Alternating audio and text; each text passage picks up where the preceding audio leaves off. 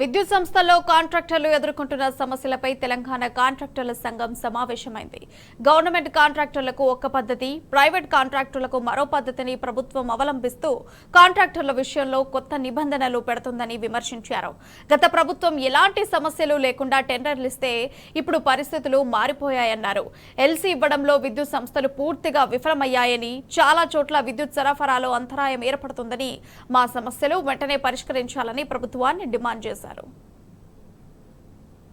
నేను Telangana electrical contract association అధ్యక్షుడు, తర్వాత మాజీ ఎలక్ట్రికల్ లైసెన్సింగ్ బోర్డు మెంబర్గా కొనసాగుతున్నాను. ప్రైవేట్ సెక్టర్లో పనిచేస్తున్నటువంటి కాంట్రాక్టర్లందరి కోసం వెండర్ కోడ్ తీసుకోవాలని ఇప్పుడు ఉన్నటువంటి ఎస్పీడీసీఎల్ సిఎండి గారు ఉత్తర్వులు జారీ చేశారు.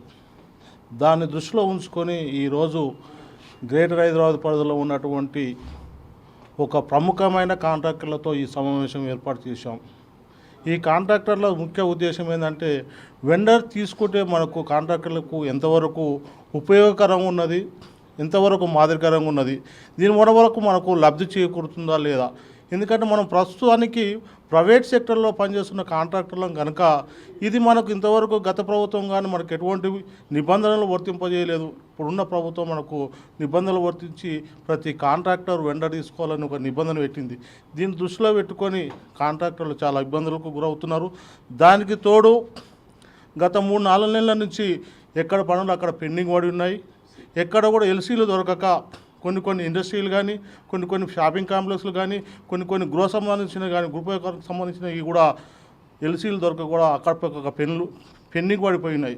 ఇప్పుడు మళ్ళీ పార్లమెంట్ ఎలక్షన్ల తర్వాత వారానికి ఒకసారో నెలకోసారో మళ్ళీ ఎల్సీలు ఇస్తున్నారు. ఇప్పుడే పుంజుకుంటుంది. ఇస్తే ఒకే వారంలో ఒకే సెక్షన్లు ఒకే విధానాలతో ఇస్తున్నారు. దీన్ని దృష్టిలో పెట్టుకొని మాకు కూడా ప్రైవేట్ సెక్టర్లో పనిచేస్తున్న కాంట్రాక్టులు చాలా ఇబ్బందులకు గురవుతున్నాం, చాలా భయాందోళనకు గురవుతున్నాం. కన్జ్యూమర్లతోటి డీడీలు కట్టించి కన్జ్యూమర్లతోటి మేము డబ్బులు తీసుకొని తర్వాత వాళ్లకు సరైన టైంకు మేము వర్క్ అందించలేకపోతున్నాం.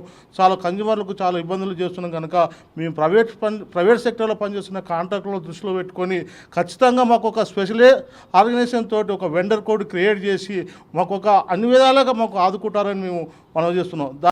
అన్ని పెట్టి మన బ్రతుకులు రోడ్డు పాలు చేయాలని చూస్తున్నది. కావున అది కాకుండా మేము మా బ్రతుకులను పోయిన సంవత్సరం లాగానే, పోయిన గవర్నమెంట్ లాగానే సాగించుకుంటూ ముందుకు పోవాలా. దానికి గవర్నమెంట్ సహకారం కూడా కావాలా. మాకు ప్రభుత్వం తీసుకున్న ఈ వెండర్ నిర్ణయం వల్ల ఈ 2500 మంది కూడా రోడ్డును పడే పరిస్థితి వచ్చింది.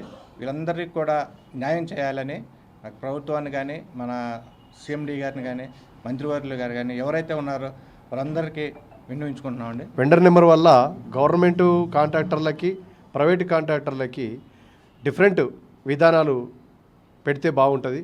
గవర్నమెంట్ టెండర్లకేమో కాంట్రాక్టర్లకేమో ఒక పద్ధతి, మా ప్రైవేటు కాంట్రాక్టర్లకు ఒక పద్ధతి పెడితే మేము నిరుద్యోగులం కాబట్టి బతకడానికి ఉంటుంది. కాబట్టి మా ప్రైవేట్ కాంట్రాక్టర్లకు ఒక పద్ధతి పెడితే మంచిగా ఉపాధి మా ఫ్యామిలీని పోషించడానికి ఉంటుంది. కాబట్టి బాగుంటుందని ఈ వెండర్ విషయంలో గవర్నమెంట్ ఆలోచన చేయాలని చెప్పేసి నా యొక్క విన్నపం.